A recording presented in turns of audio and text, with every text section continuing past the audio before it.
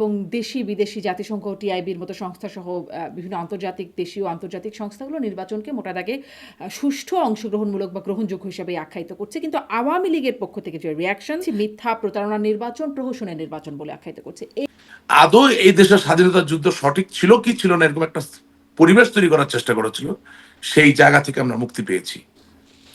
আমি আপনাকে প্রথমেই বলেছি নির্বাচন ত্রুটি মুক্ত নয়, যে ত্রুটি রয়ে গেছে ত্রুটিমুক্ত হয়েছে না নিশ্চিত ধ্বংসের হাত থেকে। আপনি বলছেন যে মানে যদি হতো জামাত যেত তাহলে হয়তো ধ্বংসের মুখে, কিন্তু জামাত এর মধ্যেও ৭৭টা আসন পেয়েছে। যদি আওয়ামী লীগকে নির্বাচন করতে দেওয়া হতো তাহলে জামাত এতগুলো আসন পেত না। যে নো ভোটের যে ক্যাম্পেইন, কিন্তু সফল কথাটা হলো এটা একটা প্রশ্ন, যেহেতু ৬০% ভোট পড়েছে, আর উদ্দেশ্য কি ছিল সেটাও একটা প্রশ্ন। কারণ যদি জয় মামুন যেমন একটা পোস্ট দিয়েছিলেন যে এই সরকারই কি তাহলে কন্টিনিউ করবে, যে হোয়াটসঅ্যাপ যে গ্রুপগুলো সেখানে আমি জড়িত আছি, দেখা গেছে যে ভোটের আগে তারা আমাকে ইনভাইট করছে, কথা বলছে, কেউ বলছে যে হ্যাঁ আমাকে যদি ভোট সেন্টারে যেতেই হয় আমি ভোট সেন্টারে যাব, আমি নাতে ভোট দিব।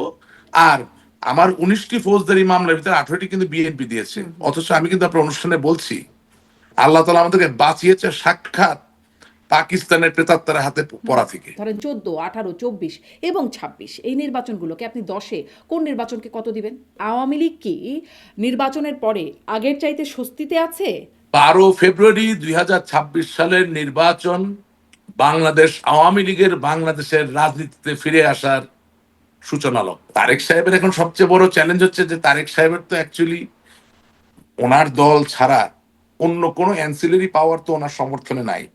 2/3 মেজরিটি ওনার আছে। নো, 2/3 মেজরিটি কিছু যায় আসে না। আমাদের তো পুরোটাই ছিল 2/3 কি, আমাদের তো ৩০০-র মধ্যে ৩০০ই ছিল।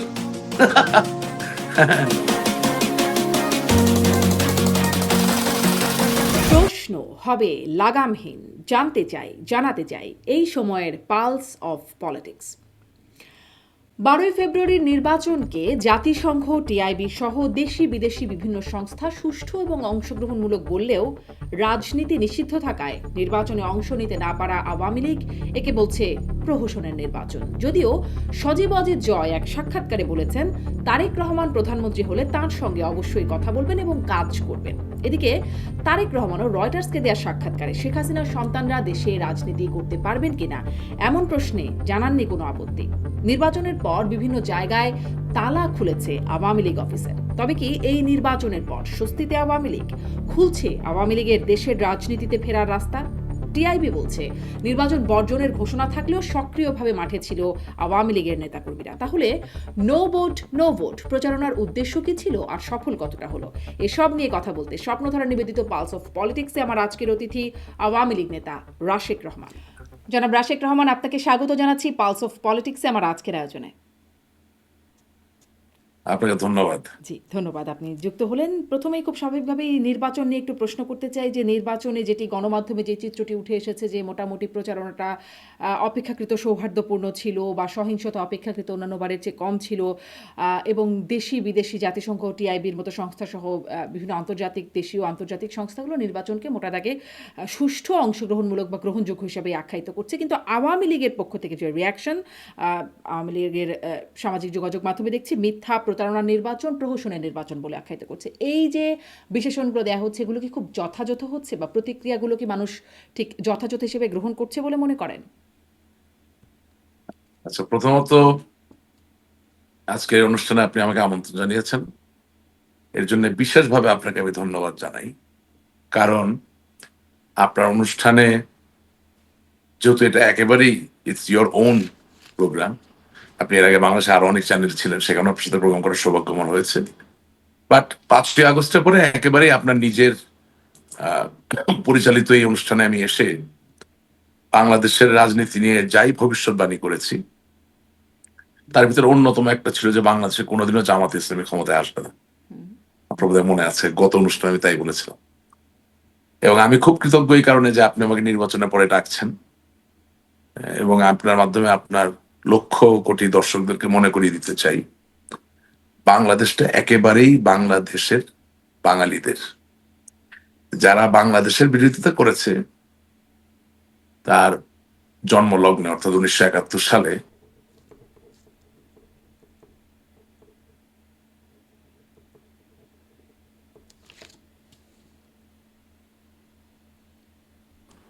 হয়তোবা তারা কিছু সেই জায়গায় তারা এবারও পৌঁছাতে পারেননি। আর তাই অবশ্যই এই নির্বাচন ত্রুটিমুক্ত নয়, এতে ত্রুটি আছে, কিন্তু বাংলাদেশের বৃহৎ একাংশের মানুষ তো অংশগ্রহণ করেছে। সুতরাং যেহেতু তারা স্বাধীনতা বিরোধী শক্তিকে ক্ষমতায় বসাননি, তার জন্য আপনার অনুষ্ঠানের মাধ্যমে তাদেরকে আমি ধন্যবাদ জানাতে চাই। এবং একের সাথে মনে করি যে বাংলাদেশ আওয়ামী লীগকে গায়ের জোর দিয়ে গণতান্ত্রিক প্রক্রিয়া থেকে যেমন বাইরে রাখা হয়েছে, আমি আশা করব বাংলাদেশ জাতীয়তাবাদী দল জনাব তারেক রহমানের নেতৃত্বে যখন সরকার গঠন করতে যাচ্ছেন, আর যাই হোক বাংলাদেশের স্বাধীনতা সার্বভৌমত্বকে ভুল লুণ্ঠিত হতে দিবেন না, যেটা পরিলক্ষিত হয়েছিল 5ই আগস্টের পরে এই দুষ্টু চক্রের হাতে। সুতরাং আমরা উল্লেখিত নই, আমরা উদযাপন করতে যাচ্ছি না, কিন্তু ঠিক একইভাবে আমি মনে করি উদ্ভূত পরিস্থিতিতে এই নির্বাচনের ফলাফল আর যাই হোক সাক্ষাৎ ধ্বংস থেকে আমাদেরকে রক্ষা করেছে। কারণ সাক্ষাৎ ধ্বংস থেকে রক্ষা করেছে আপনাদেরকে, আপনি বলছেন, কিন্তু ধরেন আপনারা তো ভোট বর্জনের আহ্বান করেছিলেন, নো ভোট না, নো ভোট।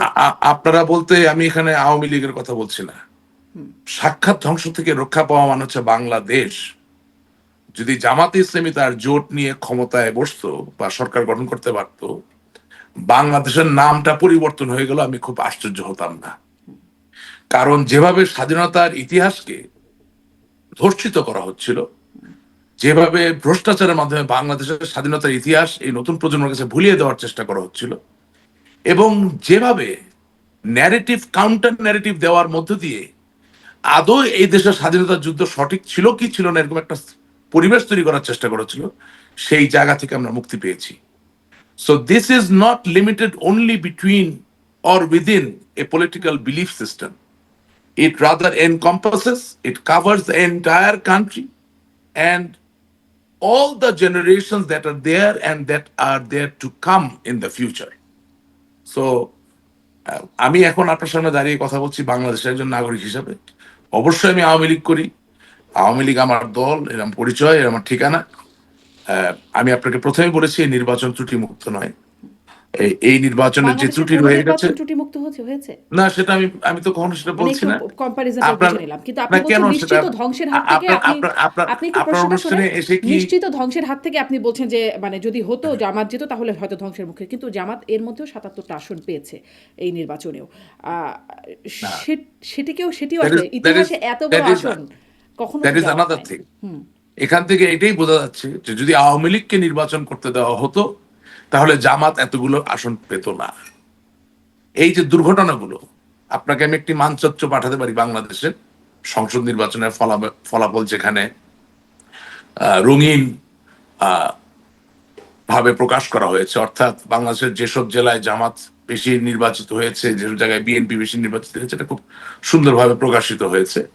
আমি আপনাকে পাঠিয়ে দিচ্ছি আপনার হোয়াটসঅ্যাপে। এখানে আপনি আপনার কাছে পরিলক্ষিত হবে যে জামাত মূলত ভোট কিন্তু পেয়েছে বৃহত্তর রংপুর জেলায়, এবং সে ভোট পেয়েছে সাতক্ষীরা, বাগেরহাট, খুলনা অঞ্চলে। The rest of Bangladesh is absolutely free from Jamaat Islami. So সেখানে কি হয়েছে, কি দুর্ঘটনা হয়েছে, কিভাবে সেটা ঠিক করা যেতে পারে সেটা নিয়ে চিন্তা করা। ফ্রি কি করে বলেন? ঢাকায়ও জামাত আসন পেয়েছে। ঢাকায় একটা আসন, দ্যার ইজ নাথিং, সেটা ওই শফিকুর রহমান সাহেব দাঁড়িয়েছেন, হয়তোবা I don't want to believe this, but then again, perhaps there was some kind of understanding, inter-party understanding. হয়তোবা 5ই আগস্টকে সামনে রেখে আওয়ামী লীগ যাতে আবার মাথা চারা না দিতে পারে, কিছু কিছু জায়গায় তো হয়তোবা নিজেদের ভিতরে পর্দার আড়ালে কিছু আন্ডারস্ট্যান্ডিং হয়ে যেতেই পারে যে ঠিক আছে এখানে আমরা জিততে দিব। আমি সেই জায়গাটা যেতে চাচ্ছি না। দেখেছেন মানে ধরেন ঢাকায় আমি তারেক রহমানের সাথে তারেক রহমানের যে প্রার্থী ছিলেন, আমি একে একে আসছি। মির্জা আব্বাসের সাথে নাসিরউদ্দিন পাটোয়ারির পার্থক্য খুব কম। আমি একে একে আসছি। প্রথম কথা হচ্ছে 77টা সিট জিতেছেন, সেটাতে আমার আনন্দ করার কিছু নাই। আমি আনন্দিত হই নাই। আমি বলি নাই যে আসেন আজকে আমরা উদযাপন করি। আমি বলেছি যে বেঁচে গেছি। যদি এটা না হতো, যদি তারা সরকার গঠন করতো, তাহলে আপনি মনে করতেন যে আজকের টকশোটা হতো অন্য প্রেক্ষিতে, টোটালি অন্য বিষয় নিয়ে হতো, যে বাংলাদেশ কি তবে পাকিস্তান হয়ে গেল, এই ধরনের কোনো প্রতিপাদ্য থাকতো। সুতরাং আর যাই হোক, আপাতত সেটা হয় নাই। 1, 2 নাম্বার, আপনার অনুষ্ঠানে আমি এসে বলেছিলাম যে অফকোর্স বঙ্গবন্ধু কন্যা জননেত্রী শেখ হাসিনা বাংলাদেশ আওয়ামী লীগের সভানেত্রী হিসাবে বাংলাদেশ আওয়ামী লীগের নেতাকর্মীকে এই ভোট বর্জন করতে বলবেন, এটা তো নৈতিক অধিকার এবং নৈতিকভাবে তিনি সম্পূর্ণভাবে সঠিক এবং আমরা তাকে সমর্থন করি। কিন্তু যেই সময়টায় গিয়ে বলা হয়েছে ততক্ষণে স্থানীয়ভাবে আঞ্চলিকভাবে বিভিন্ন সমীকরণের কারণে আওয়ামী লীগের কিছু নেতাকর্মী এই নির্বাচনের সাথে কোনো না কোনো ভাবে জড়িত হয়ে পড়েছেন, হয়ে গেছেন। এটা অনস্বীকার্য, এটা অস্বীকার করার কোনো সুযোগ নাই।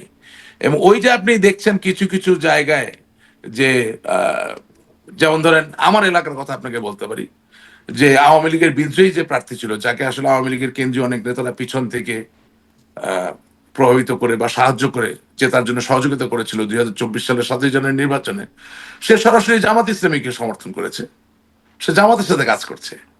এখন যদি আমাদের নির্দেশনাটা আরো আগে থেকে হতো, আরো পরিষ্কার থাকতো, তাহলে হয়তোবা আপনি যেটা বলছেন 77 সিট, সেটাও হয়তোবা থাকতো না। এবং আহ, আমি খুব বেশি রাজনীতি বোঝার জায়গা থেকে বলতে চাই না, আমি মনে করি যে আমাদের প্রত্যেকটা রাজনৈতিক গোত্র গোষ্ঠীর সাথে ডায়ালগ অনেক আগে থেকেই চালানো উচিত ছিল বিভিন্নভাবে। নির্বাচন করুন বা না করুন তাতে কিছু যায় আসে না, ডায়ালগ করা যেতেই পারে, কিন্তু সেই জায়গা থেকে মধ্যে সম্পূর্ণভাবে আমরা এখনো বিরত আছি।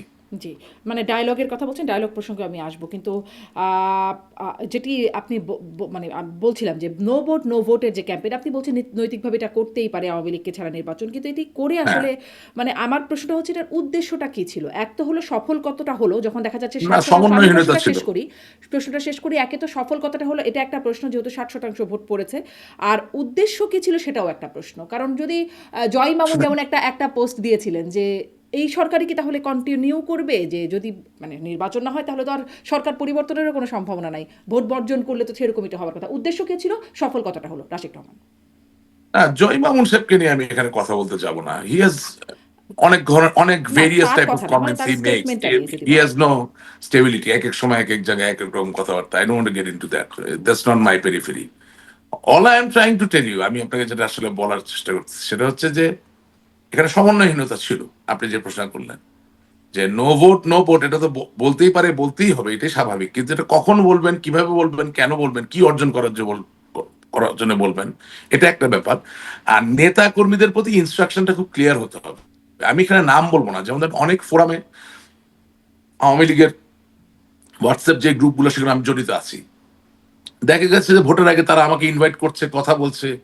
কেউ বলছে যে হ্যাঁ, আমাকে যদি ভোট সেন্টারে যেতেই হয় আমি ভোট সেন্টারে যাব, আমি নাতে ভোট দিব, আর যেই ব্যালটটা মার্কা ভিত্তিক সেটাকে আমি নষ্ট করে দিয়ে আসবো, অর্থাৎ কয়েক জায়গায় সিল দিয়ে নষ্ট করে দিয়ে আসবে। হ্যাঁ, তো তখন আবার আরেকজন বলছে না না না, ভোট সেন্টারে যাওয়া যাবে না, কারণ গেলে আবার ভোট প্রয়োগের যে হার সেটা বেড়ে যাচ্ছে। হ্যাঁ, তার মানে আমরা নিজেরাও জানতাম না যে ভোটটা আমরা কিভাবে বর্জন করব, ভোট সেন্টারে না যেয়ে, নাকি ভোট সেন্টারে গিয়ে ভোট নষ্ট করে দিয়ে, নাকি ভোট সেন্টারে গিয়ে গণভোটে না ভোট দিয়ে আর অন্যটাতে ভোট না দিয়ে। So all I am trying to say যে নেত্রীর ডিজায়ার পরিষ্কার, নেত্রীর ইচ্ছা পরিষ্কার, কিন্তু এটা এক্সিকিউট করার যারা আছেন, ইচ্ছাটা আসলে কি ছিল আপনার এই কথা দে থেকে? হ্যাভ আমারই নো। প্রশ্ন, আমারই প্রশ্ন জাগলো না আপনার কথা থেকে, ইচ্ছাটা কি ছিল? একদমই ভোট কেন্দ্রে না যাওয়া, না, নাকি আমি আসছি, গণভোটে না দেয়া, না না, মার্কায় আমি না? তো হ্যাঁ, আমি তো আপনাকে জি, একটা একটা গুরুত্ব দিব, সপ্তাহে হ্যাঁ, হ্যাঁ, একসাথে দিতে পারবো, মুখ তো আমার একটা। হ্যাঁ, তো ফার্স্ট হচ্ছে যে শেখ হাসিনা যেটা ডিজায়ার করেছেন, ইট ইজ ফেয়ার। সেকেন্ড, উনি যেটা ডিজায়ার করেছেন এটা এক্সিকিউট করার মতো কোনো একসেপ্টেবল ফিগার ওনার পরে আর নাই। পুরা দেশে এটা নিয়ে একটা বিভ্রান্তি ছিল, অ্যাবসলিউটলি। এবং আপনার অনুষ্ঠানে কিন্তু আমি বলেছি, আপনার মনে আছে এই গত যে প্রোগ্রামটা করেছি, যে it is already too late, because Awami লীগের যেসব নেতা কর্মীরা ভিজিবল, যারা হয়তো এখনো বাড়ি ঘর থেকে পালিয়ে যায়নি কিন্তু মুখ ঢেকে কষ্টে তাদের এলাকায় পড়ে আছে, তাদেরকে কোন না কোনো একটা সমীকরণে আসতে হচ্ছে।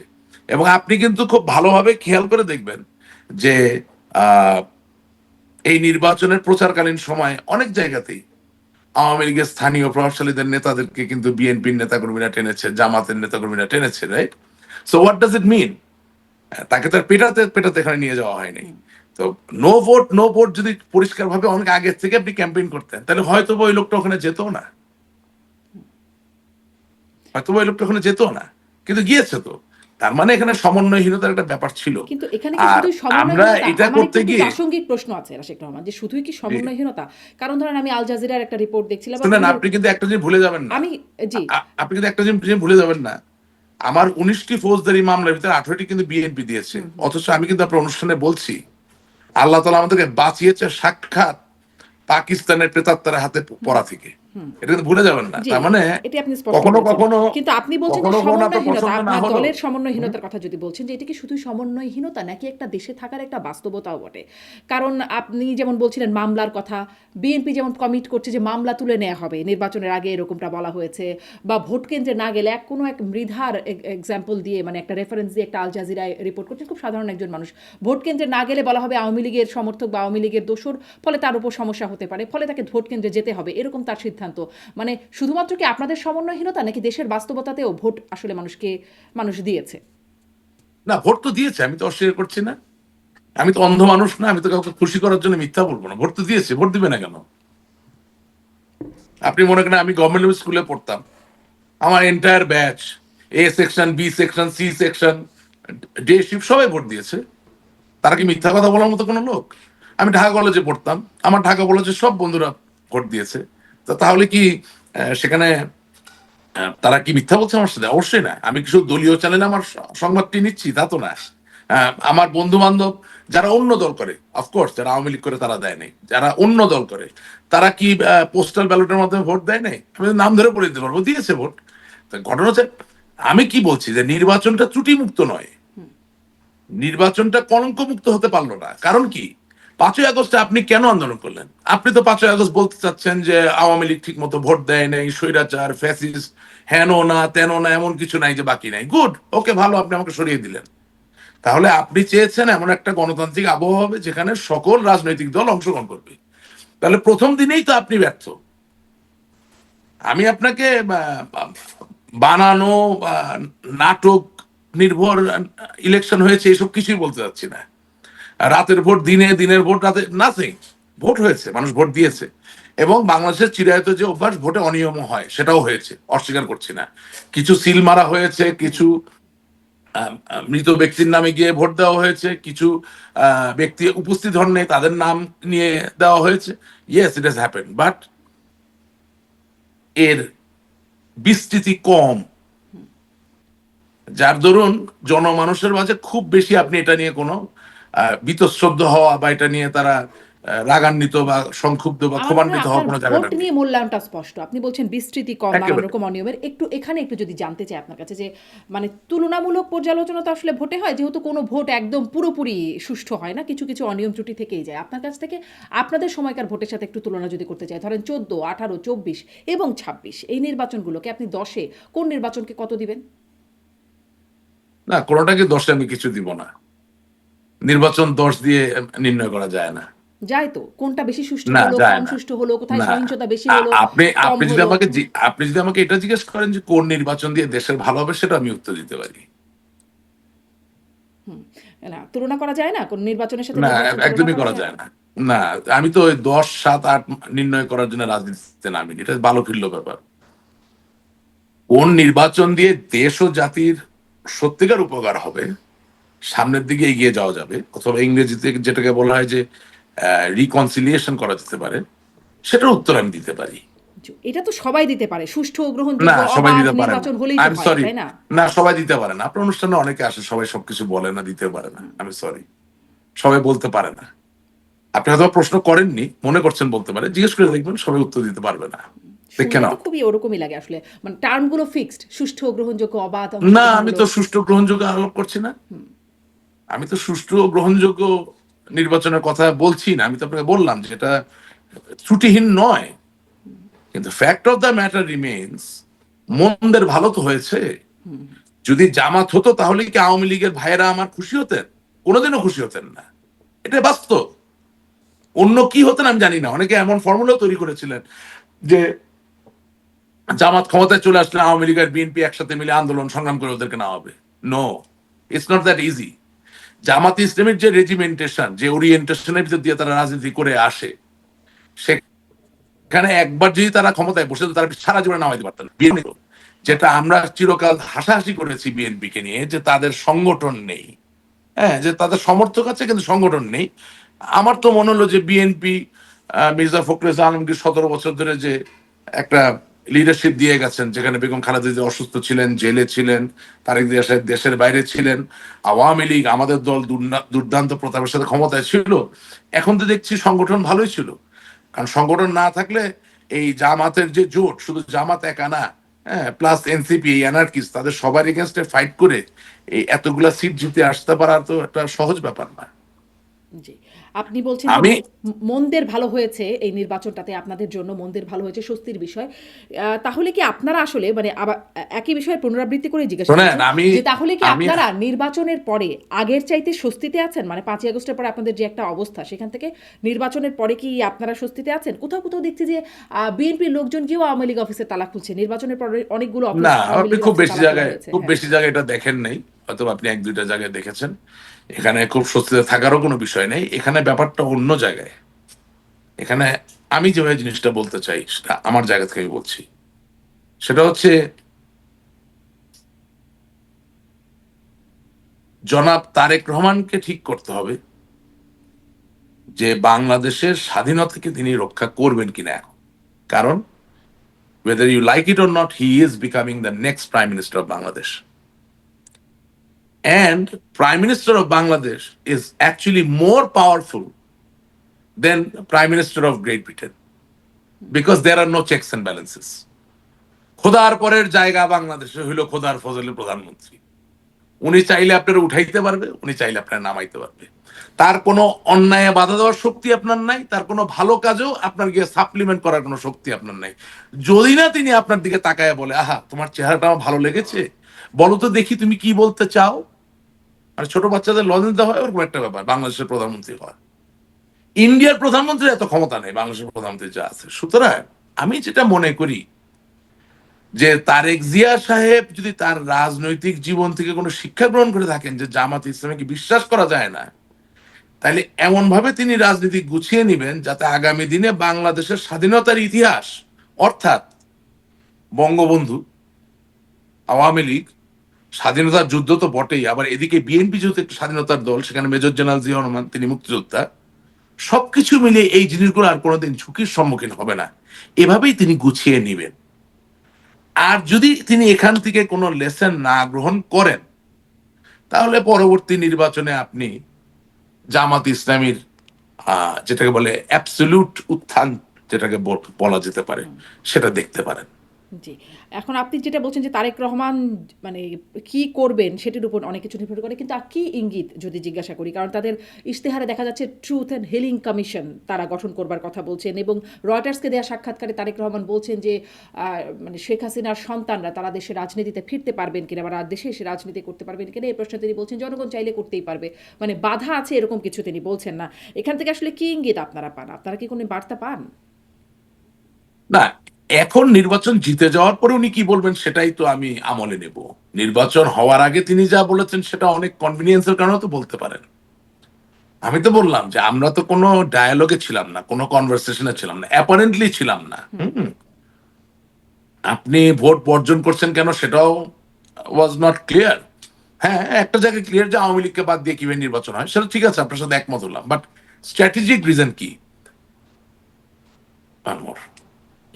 স্ট্র্যাটেজিক রিজন কি সেটা তো ওয়াজ নট ক্লিয়ার, রাইট? প্রত্যেকটা পলিটিক্যাল পার্টিতে একটা আপনার কম বেশি স্ট্র্যাটেজি থাকে। সো সেই জায়গাটায় উই ওয়্যার নট ক্লিয়ার। এখন নির্বাচন হয়ে যাওয়ার পরে আগামীকালকে তিনি শপথ গ্রহণ করবেন, করার পরে তিনি কি বলবেন সেটা আমাদেরকে শুনতে হবে। সেটা শুনে আমাদেরকে সিদ্ধান্ত নিতে হবে যে how do we operate or how do we interact. তবে one thing I can tell you, এইভাবে দিনের পর দিন যদি আপনি ডায়ালগ না করেন, তাহলে পলিটিক্যাল পার্টির যে পলিটিক্যাল নেচার, অর্থাৎ রাজনৈতিক দলের যে রাজনৈতিক ভাব প্রকৃতি, সেটা আপনি হারাবেন চিরকালের জন্য। এবং একবার যদি সেই ভাব প্রকৃতি থেকে আপনি বিচ্যুত হয়ে যান, তাহলে নতুন করে রাজনৈতিক কক্ষপথে ফিরে আসা বড্ড কঠিন হবে। যেমনটা আপনাদের জন্য হচ্ছে। আমি তো সেটাই বললাম জি, মানে মানে যে কারণ আমরা যদি এবং আমরা এটা কি যদি আসলে ডায়ালগ ক্ষমতাচ্যুত শুরু না হলে, করি। মানে আমি একটু এই বিষয়টা বুঝতে চাই আপনার কাছে। এটা কি আসলে ক্ষমতাচ্যুত হলেই বোঝা যায় যে ডায়ালগটা জরুরি? মানে তখন দেখতাম না, বিএনপি অনেক তা কেন? ধরেন আলোচনার জন্য বলতো, কেন? আপনাদের পক্ষ থেকে বলতো খুনিদের সাথে কিসের আলোচনা ইত্যাদি নানান কেন? রকম কথা বলতো। এটা তো হ্যাঁ। এখন শুনেন, এখন যেই লোক এই ইনিয়ে বিনিয়ে অঙ্গভঙ্গি করে হাত পা নাড়িয়ে এসব কথা বলতেন, তার কথা যদি আপনি আমাকে জিজ্ঞেস করেন, আমার তো দুঃখ প্রকাশ করা ছাড়া, ঘৃণা প্রকাশ করা ছাড়া আমার কিছু করার থাকবে না। আসলে কোন লেভেলে কোন সময়ে বিএনপির সাথে আওয়ামী লীগ ক্ষমতা থাকলেও ডায়ালগটা করা উচিত ছিল না আপনি মনে করেন? সবসময় তো ডায়ালগ করা উচিত ছিল। হোয়াটস রং উইথ ইট? আজকে আমরা ডায়ালগ করি নাই বলে তো আপনি আমাকে জিজ্ঞেস করতে পারছেন যে জামাত ইসলামী ৭৭টা সিট পেল কিভাবে। এটা হয়েছে তো আমাদের ডায়ালগ না করার কারণেই। আপনি at the end of the day, বিএনপির পুঁজি কি? What is the capital of BNP? It is the independence of Bangladesh. বাংলাদেশের স্বাধীনতা যুদ্ধ হচ্ছে বিএনপির পুঁজি। Am I right or wrong? Awami লীগের পুঁজি কি? বাংলার মানুষের মুক্তি, স্বাধীনতা, স্বাধিকার। অবশ্যই ৭১ সালের স্বাধীনতা যুদ্ধ, তাই না? তাহলে এই দুটি দল যদি মিথস্ক্রিয়ায় মানে থাকতো, মিথস্ক্রিয়ার মাঝে যদি থাকতো এক অপরের সাথে, ভালো মন্দ যাই হোক, তাহলে ওই কালো কৃষ্ণকায় শক্তির কি উত্থান হয়? আমি তো আপনার সবগুলো অনুষ্ঠান খুব নিবিড় ভাবে দেখার চেষ্টা করি। যেখানে আপনার একটা এই যে জামাত ইসলামীর যুক্তরাষ্ট্রের মুখপাত্রকে নিয়ে আসেন, আমি শুনি কি বলে না বলে। I don't understand this. Point blank কথা তো সোজা। আপনি নিজেকে মুসলমান দাবি করতেছেন, তো আপনি আল্লাহ আর হযরত মুহাম্মদ সাল্লাল্লাহু আলাইহি ওয়াসাল্লামকে তো একনলেজ না করে তার নিজেকে মুসলমান দাবি করতে পারবেন না। আপনি বললেন হ্যাঁ আমি নামাজ পড়ি, আমি তো যাকাত দিই, আমি তো ওযু করি, আমি তো হজে যাই, কিন্তু আমি আল্লাহ মানি না, আমি রসুল মানি না। তাহলে কি আপনি মুসলমান হইলেন? তো আপনি রাজনীতি করেন, হ্যাঁ আমি তো মানুষের খুব ভালো চাই, কিন্তু আমি বাংলাদেশের স্বাধীনতা মানি না, হ্যাঁ বাংলাদেশের স্বাধীনতার ইতিহাস মানি না, হ্যাঁ আমি বঙ্গবন্ধু শেখ মুজিবুর রহমানকে মানি না, আমি এখন জিয়াউর রহমানকে মানি না, কর্নেল অলি নাকি ভিডিও বলছে। এইসব লোককে দিয়ে দেশের রাজনীতি হয়? এটা এই উপলব্ধি আমাদের আরো আগে হওয়া উচিত ছিল। বিএনপি বলেন আওয়ামী লীগ, তারা দুজন যদি কিছু কিছু জায়গায় কমন গ্রাউন্ডে থাকতো, তাহলে এই দেশে অনিষ্টটা করে কে? কে করতে পারতো? এবং আরেকটা জিনিস আপনাকে বলি, অফকোর্স বিএনপিতে চাঁদাবাজ আছে, আছে না? নিশ্চয়ই আছে। আওয়ামী লীগের চাঁদাবাজ নেই? আছে। কিন্তু চাঁদাবাজের থেকেও খারাপ মানুষ আছে দুনিয়ায়, যারা চাঁদাবাজি না করেও আরো খারাপ কাজ করে। সেটার জন্য একটা আলাদা অনুষ্ঠান আপনার সাথে আমি একদিন করব। চাঁদাবাজ আছে, নিশ্চয়ই আছে, মাস্তান আছে, গুন্ডা আছে। এটা প্রকৃতি, পৃথিবীর এটা নিয়ম। মার্কিন যুক্তরাষ্ট্র যখন জন্ম হয়েছিল জর্জ ওয়াশিংটনের নেতৃত্বে, তখন একদম পুরো বেহেস্তের একটা টুকরা এসে পৃথিবীতে পড়ে নাই। ওখানে চাঁদাবাজ ছিল, আরো খারাপ খারাপ লোক ছিল। কিন্তু আমি চাঁদাবাজি করি না, কিন্তু আমি এর থেকেও খারাপ কাজ করি, এসব জিনিসও তো আছে, আছে না? সুতরাং Awami League and BNP, they together are the answer for Bangladesh. এর আমার জন্য কি আপনারা চেষ্টা করছেন? মানে এই যে মিথস্ক্রিয়ার কথা আপনি এখন না, আমি বলছেন, যেটা চেষ্টা তখন করছি না, হয় আপনাকে নাই, তো বললাম এখন কি এটার অ্যাপারেন্টলি। জন্য চেষ্টা আছে? কেন বলছি, না, কেন প্রশ্নটা করছি সেটাও বলি। কারণ সজীব অজয় জয় ইন্টারভিউতে বলছেন যে তারেক রহমানের সঙ্গে অবশ্যই কথা বলবো এবং তার সঙ্গে কাজ করব। এই কথা তিনি বলছেন। তিনি প্রধানমন্ত্রী হলে অবশ্যই তিনি কথা বলবেন এবং কাজ করবেন, এরকমটা বলছেন। আগেও বলেছেন, মানে ৫ই আগস্টের পর না, না, বলেছেন। জয় ভাইয়ের এই কথা তো আমরা খুব অ্যাপ্রিসিয়েট করি। আমরা যারা নতুন প্রজন্মের আছি, জয় ভাইয়ের কথা ডেফিনেটলি আমরা অ্যাপ্রিসিয়েট করি। এবং এটাও সত্য, এটাও সত্য, বঙ্গবন্ধু কন্যা জননেত্রী শেখ হাসিনার উপরে ২১শে আগস্টের গ্রেনেড হামলা হয়েছে। সেই জায়গা থেকে তার জন্য এসে ডায়ালগ করা যত না সহজ, ওনার জায়গায় ওনার সন্তান, পুত্র অথবা কন্যা কারো জন্য নতুন করে রিকনসিলিয়েশন যেটাকে বলে, সেটা ডায়ালগ করা একটু সহজতর। কারণ হাজার হলেও তিনি একটা মায়ের বয়স, একটা পরিণত বয়সে পৌঁছে গেছেন, তার চোখের সামনে গ্রেনেড গুলা ফুটেছে, তার চোখের সামনে ২২ জন ২৪ জন লোক মৃত্যুবরণ করেছে, তাকে হত্যা করার চেষ্টা করা হয়েছে, তার দলটাকে সম্পূর্ণভাবে নির্মূল করে ফেলার চেষ্টা হয়েছে। এই বাস্তবতাকে তো অস্বীকার করা যাবে না। তাহলে কি সজীব আমরা অজয় জয় আল জাজিরাকে সাক্ষাৎকারে দেয়া যেটা বলেছিলেন যে শেখ আচ্ছা, হাসিনা বৃদ্ধ আমি হয়ে গেছেন বা তার তিনি না, অবসরে না, যাচ্ছেন, না, না, শেখ না, না, হাসিনা আমি জামানার না, না, ইতি না, হলো। আপনি মিলাবেন না, হ্যাঁ। Please don't do that. না, এটা এটা করবেন না, এটা অন্যায়। আমি কিন্তু একটা জায়গায় আছি, আমার কথাটা শেষ করে আসছেন, এটা করবেন না। আচ্ছা, এটা গেল এক। এখন ২ নম্বর কথা হচ্ছে, যে ডায়ালগে বসতে হয়, তাহলে আমরা যদি প্রতিনিয়ত বলতে থাকি যে নির্বাচনটি একটি শ্যাম ছিল, তাহলে আপনি আর ডায়ালগে বসে কোনো আশানুরূপ ফল পাবেন না। আপনি বলতেই পারেন যে এই নির্বাচন আপনি মানেন না, আপনি বলতেই পারেন এই নির্বাচন ত্রুটি মুক্ত নয়, আপনি বলতেই পারেন যে এই নির্বাচনে একটি বৃহৎ জনগোষ্ঠী অংশগ্রহণ করেনি, উইচ ইজ ট্রু, এটা তো মিথ্যা না। কিন্তু আপনি যে বারবার শ্যাম এই শব্দটা ইউজ করতে থাকেন, politics is a game of words. You're not fighting with a sword, you're not fighting with a gun. You're fighting, you're debating, you're arguing, you're trying to create a narrative, you're trying to create a standpoint, and those are being created by words that come out of your mouth, right? So আপনি যে শ্যাম শব্দটা যদি বারবার বলেন, ধরেন আমি যদি আপনাকে বলি যে শারমিন আপনার অনুষ্ঠানে একটি শ্যাম, আপনি আর আমার জীবন দাওয়াত দিবেন নাকি? আপনি জীবন বলছেন, ঠিক আছে রাশিক ভাই যান, আপনার মতো এরকম আরো টকম্যান আছে, টকার আছে। আব্দুল লতিফ ভাষায় টকমারানি উনি বলেছিলেন না, খুব বড় বীর মুক্তিযোদ্ধা, হ্যাঁ বলেছিলেন তো। তখন বলে মনে মনে বলতে পারেন যে ওকে ফাইন, যান, আপনার ডাকলাম না। তার মানে কি যে if I express the desire to have a dialogue, then I have to express respect for you as well. Even if I don't support you, even if I don't like you, and even at the back of my mind, if I have it already that I will not agree with you in the table, still then I have to be respectful so that we can sit at the table. টেবিলে বসলে তো একটা বিরাট বড় অর্জন হয়। I hope I can make you understand. আর আল জাজিরার যে কথাটা বলছেন, দেখেন একেবারে আওয়ামী লীগের তৃণমূল কর্মী হিসেবে বলতে চাই যে জননেত্রী শেখ হাসিনা কবে রিটায়ার করবেন বা তার বয়স আদৌ হয়েছে কি না হয়েছে, এটা আসলে জননেত্রী শেখ হাসিনা একা সিদ্ধান্ত নিতে পারেন না। ওই অধিকার তিনি যখন 81 সালে এই দেশে ফিরে এসেছেন তখনই হারিয়েছেন। তিনি এখন ওনার নিজের একার নন, তিনি আওয়ামী লীগের লক্ষ কোটি কর্মী। লক্ষ কোটি কর্মী যখন একসাথে হয়ে মনে করবে যে নেত্রীকে আমরা বিদায় দিতে পারি, তখনই উনি বিদায় নিতে পারবেন। উনি নিজে চাইলেও বিদায় নিতে পারবে না। আই হোপ আমি আপনাকে বোঝাতে পেরেছি এমন কথাটা। তাহলে সজীব যে কি বুঝে তো বললেন না, আসলে? জয় ভাই তো আর কাউন্সিলর বা ডেলিগেট না আওয়ামী লীগের, তিনি শেখ হাসিনার সন্তান। তার পক্ষে যেই কথা অকপটে বলা সম্ভব, যেভাবে বলা সম্ভব, ধরেন এভাবে বলি আপনাকে, ধরেন নেত্রী জয় ভাইয়ের সাথে দুপুরবেলা আহার করছেন, অপরাহ্নের আহার, হ্যাঁ, তো জয় ভাই তো বলতে পারবে আম্মা আলু ভর্তাটা দাও তো, বলতে পারবে না? পারবে তো। এখন ধরেন আপনাকে একদিন ডাকলো, শারমিন মা তুমি আসো, তোমার সাথে একটু লাঞ্চ করি, আপনি পারবেন শেখ হাসিনা বলতে যে দাও তো? পারবেন না। তার মানে উনি যা বলতে পারে সেটা তো আমরা বলতে পারি না। এভাবেই জিনিসটাকে দেখতে হবে। এবং উনি তো বারবার ক্লেম করছেন যে উনি সনাতন যে আওয়ামী লীগের যে স্ট্রাকচার, সেই র্যাঙ্ক এন্ড ফাইল বা স্ট্রাকচারের সে অংশ না। সুতরাং উনি পুত্রসুলভ ভাবে ওনার মতো কথাটা বলে যাচ্ছেন। কিন্তু আমি আপনাকে পরিষ্কার করে দিচ্ছি যে শেখ হাসিনার বিদায় নেওয়া বা না নেওয়া এটা একেবারেই শুধুমাত্র ওনার উপর নির্ভরশীল ব্যাপার নয়। আচ্ছা, তাহলে আবার একটু ওই পুরনো প্রশ্নে ফিরে আসি, মানে এই বিষয়টা স্পষ্ট হলো। পুরনো প্রশ্নে একটু ফিরে আসি যে তাহলে আওয়ামী লীগ কি নির্বাচনের পরে আগের চাইতে স্বস্তিতে আছে, নাকি মানে আগের অবস্থায় আছে? পরিস্থিতির কি কিছুটা পরিবর্তন হয়েছে?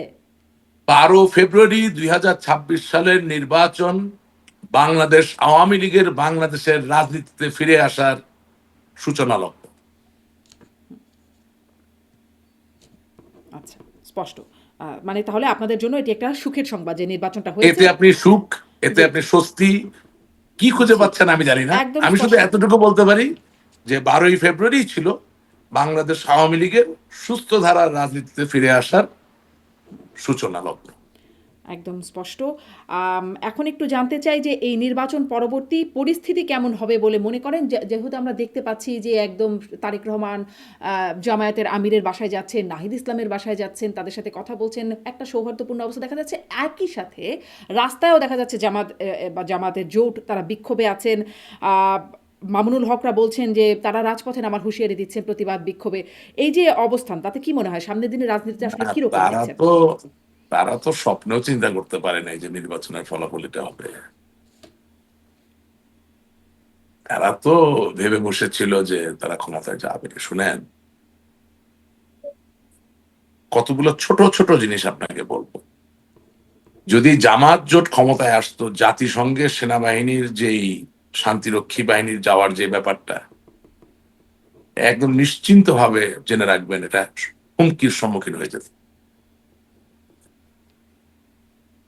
জামাত অনেক কিছু হিসাবে নিয়েছে, আবার অনেক কিছু হিসাবে নিতে পারেনি। যেমন ধরেন, এই যে আমি একটা কথা আপনাকে শুধু বললাম,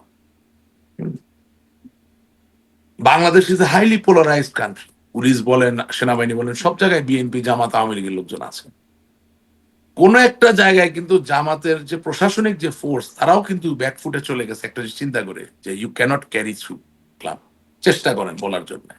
কিন্তু বাদ বাকি যারা তার র্যাঙ্ক এন্ড ফাইলে আছে তাদের কিন্তু পিছনের একটা জিনিস ফুটে ওঠে একটু সময় পেলে, একটু স্পেস পাইলেই। It's a very dangerous thing.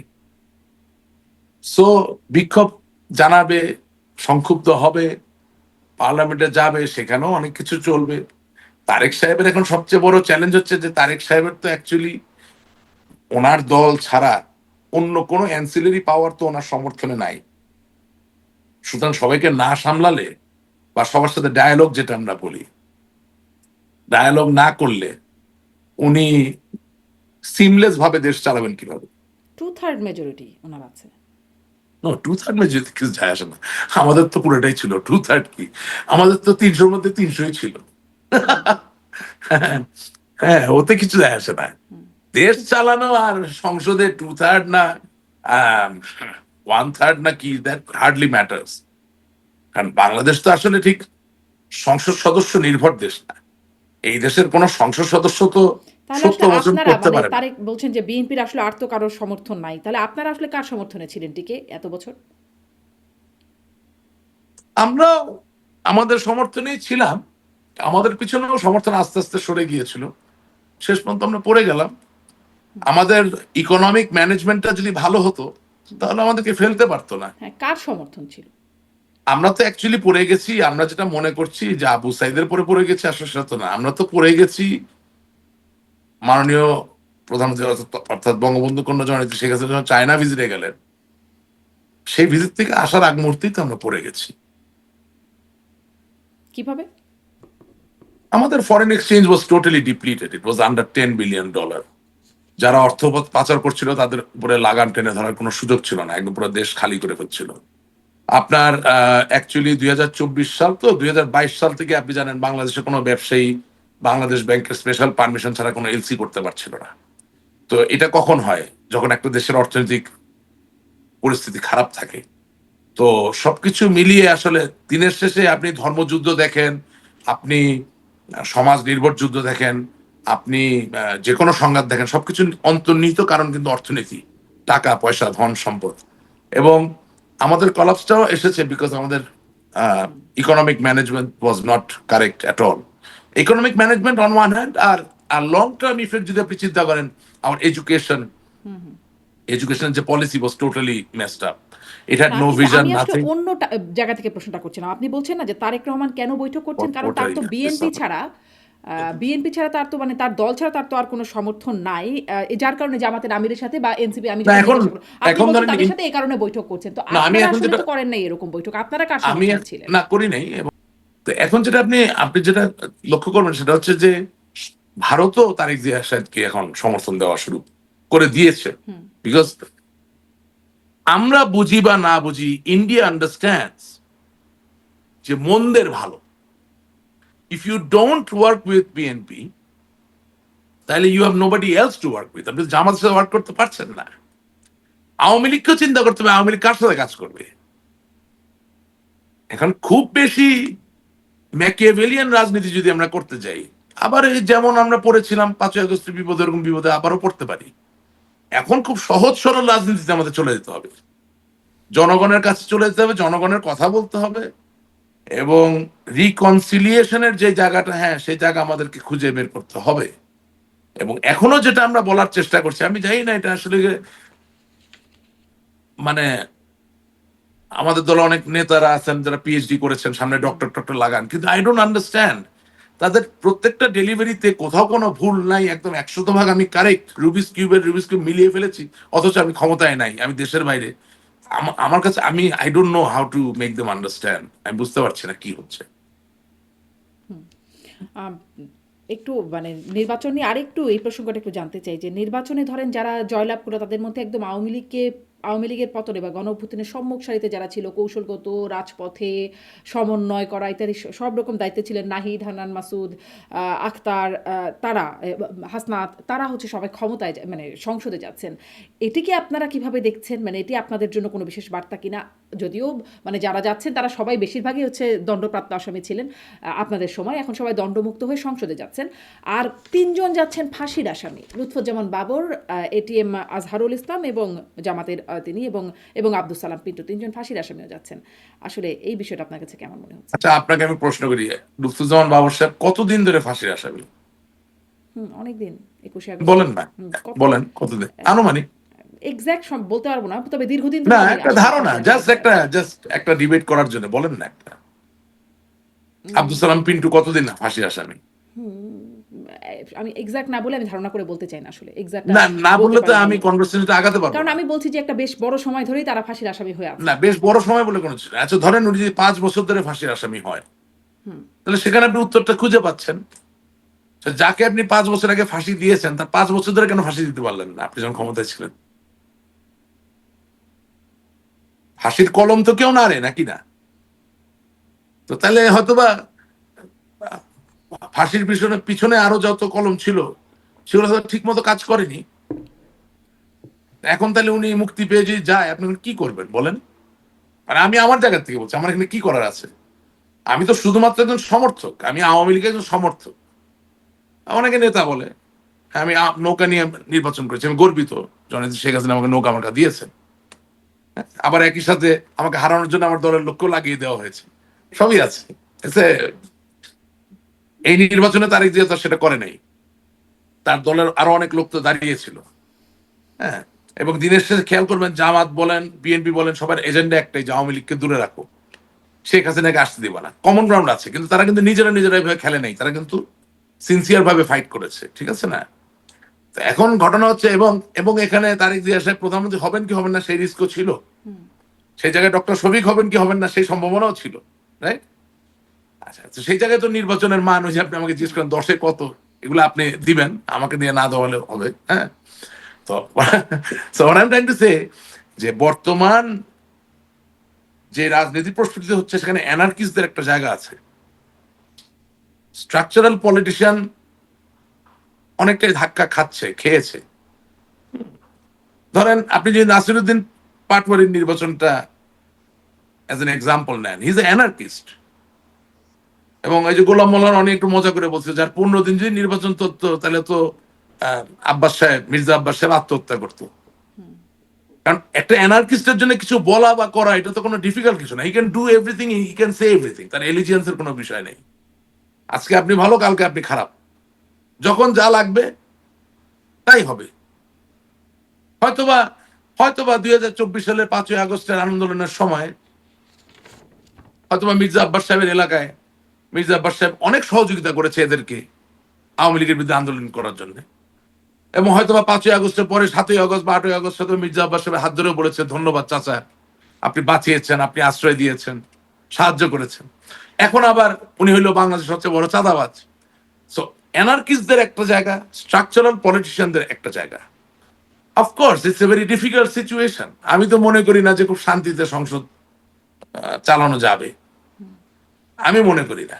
তবে হ্যাঁ, তারেক জিয়া সাহেব এই সেটের ভিতর থেকে ওই অ্যানার্কিস্টদেরকে মোকাবেলা করার মতো পলিটিক্যাল প্লেয়ার যদি আইডেন্টিফাই করতে পারেন, তাহলে হ্যাঁ, উনি আবার সেক্ষেত্রে ভালো করতেও পারেন। You never know, these are all matters of future. এগুলো তো আপনার 100% নিশ্চয়তা দিয়ে কিছু বলা যাবে না। এই যে ধরেন আপনাদের মামলাগুলোর অবস্থা যদি একটু জানতে চাই, আপনার মামলা বলছিলেন 19টা মামলা আছে, তার কোনো উন্নতি হয়েছে বা হচ্ছে, অন দ্য ওয়ে, এরকম কিছু আছে? আমার মামলার কোনো উন্নতি এত সহজে হবে বলে আমার মনে হয় না।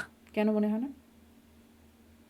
বা আপনার অনুষ্ঠানে এসে আমি যত নগ্ন ভাবে বাংলাদেশের বিরোধী শক্তির বিরুদ্ধে কথা বলি, আর তো কেউ বলে না, আমাকে কেন তারা ছাড় দিবে? না, ওই যে বলছিলেন না যে 18টা মামলাই হচ্ছে বিএনপির দেওয়া বা বেশিরভাগ মামলাই বিএনপির দেওয়া। হ্যাঁ, হ্যাঁ, দেওয়া। আমার বাড়ি আবার পুড়িয়েছে জামাত ইসলামী।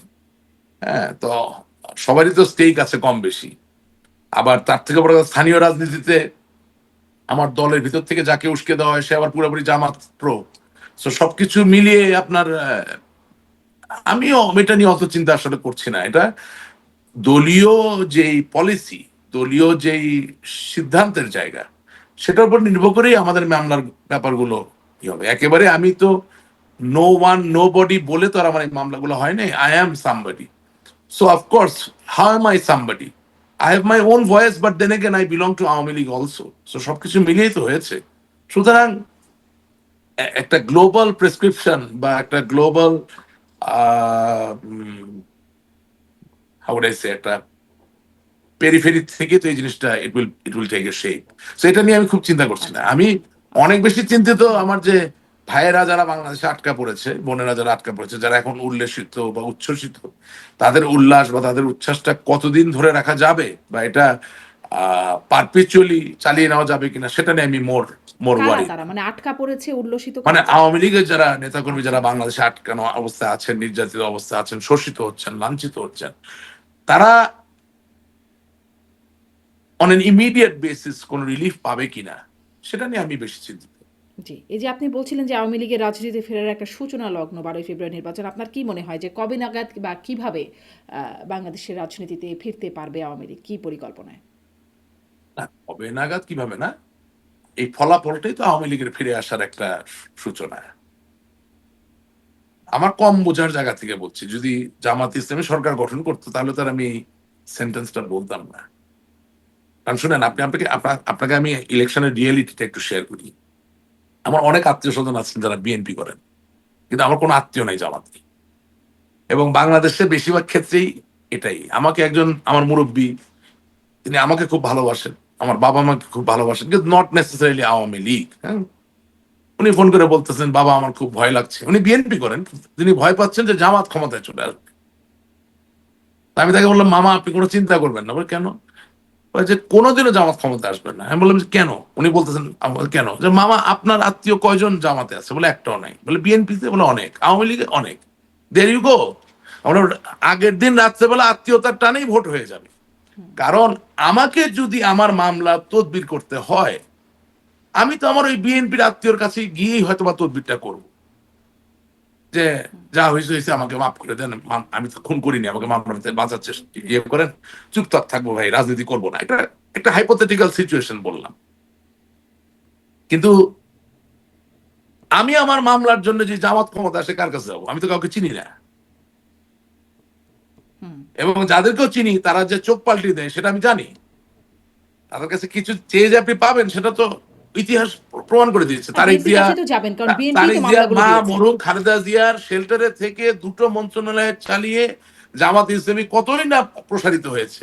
সেই জামাত ইসলামী যেভাবে তারই সন্তানকে গালিগালাজ করেছে এই নির্বাচন চলাকালীন সময়ে, তার থেকে কিন্তু প্রমাণিত হয় না যে জামাত ইসলামী আত্মীয় হোক বা বন্ধু হোক, তার উপর নির্ভর করা যায় না। না, ভেরি সিম্পল। আপনারা কি এখন এই একটা সুযোগ বা কৌশলও নিতে চাচ্ছেন যে যেহেতু বিএনপি এবং জামাত তারা যে জোট ছিল, বন্ধু ছিল, এখন তাদের মধ্যে যে একটা শত্রুতার মতো একটা অবস্থা তৈরি হচ্ছিল বলে মনে হয়েছে, সেটির একটা সুযোগ কি আওয়ামী লীগ নিতে চায়? না না না, সেটা কেন? শত্রুতার মতো সুযোগ তৈরি হচ্ছিল কেন? কোনোদিন এটা মিল হতে পারে না। আমি আপনাকে লিখে দিচ্ছি, যখন কর্নেল অলি আহমেদকে নিয়ে চিটং এ মিটিং করে ফেলছে, এই মিল কোনোদিন হবে না। হলো তো। হয়তোবা শেখ তারপরে তো হাসিনার তারেক জন্য, রহমান দেখা শুনেন, করলেন গিয়ে। হয়তোবা জননেত্রী শেখ হাসিনাকে ছাড় দিবে না। Let's be realistic.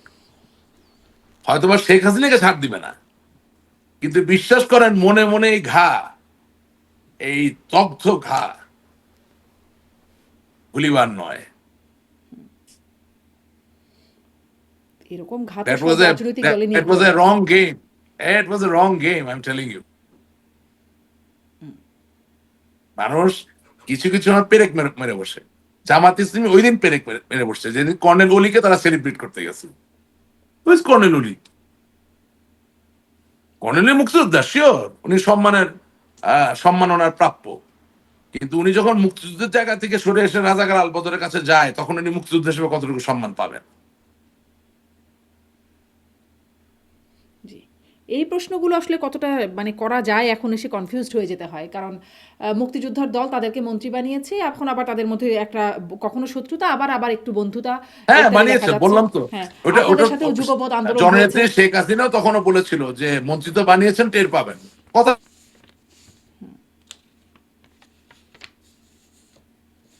জি, আবার আটকে গেছে আপনার কানেকশনটা খুব ভালো না আজকে আসলে। এটা সত্য হয়েছে, এটা পাওয়া উচিত। জি, কিন্তু জাকির মনোয়ারের বিচারের ব্যাপারটা ছিল না, সেখানে তো অনেক পলিটিক্যাল রেথরিকও ছিল। উনি তো বারবার বলেছেন যে যাদেরকে বানিয়েছেন টের পাবেন কাদেরকে ঘাড়ে তুলছেন, এন্ড ইট হ্যাজ হ্যাপেন্ড। জি। অনেক ধন্যবাদ রাশিক রহমান, অনেক ধন্যবাদ। আজকে একটু নেটেও সমস্যা হচ্ছিল, তারপরেও শেষ করি আজকের মতো। নিশ্চয়ই সামনেও আবার কথা হবে। অনেক ধন্যবাদ যুক্ত হওয়ার জন্য। অবশ্যই কথা হবে, ভালো থাকবেন, কোনো সমস্যা নাই। অনেক অনেক শুভেচ্ছা।